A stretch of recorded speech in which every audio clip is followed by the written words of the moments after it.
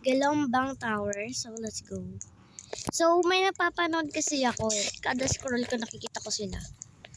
So, kapag nahuhulog sila, katulad nun, no? Kapag nahuhulog kasi sila, be, may sinasayaw sila o may kakantahin sila, be. So, hindi tayo magpapahuli dyan habang uso pa siya. O, wala pa, be. Nagsasalita pa lang talaga. Gamitin natin tong rocket.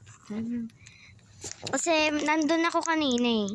Pero dalayo ako mag-cheat. Sige, wag na lang pala. Ang gulo ko, diba? Hindi siya masyadong nagmamadali, view. Shortcut ka na lang, Bek, pag nandun ka na.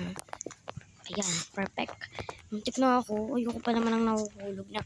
Ayoko din kasi sumayaw eh. Kasi mag-upload ako ng sasayaw. Bro, no way. Mahilig na ako mag-bro, kaya huwag nyo na akong i-judge. Na huwag kayo mag-bro. May mga babae dito. Hoax lang yan. Huwag na kayo magalat. Charot. No!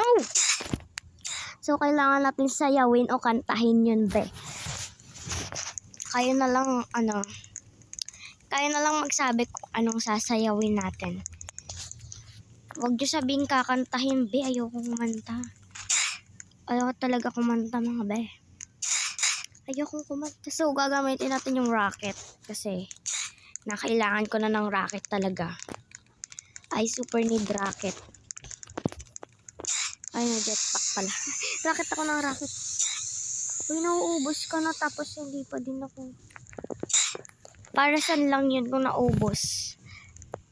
So, sige na. Goodbye. Basta, kayo na mag-comment kung anong sasayawin at kakantahin natin. Basta sayaw ah. Ayoko pala ng kanta. Go.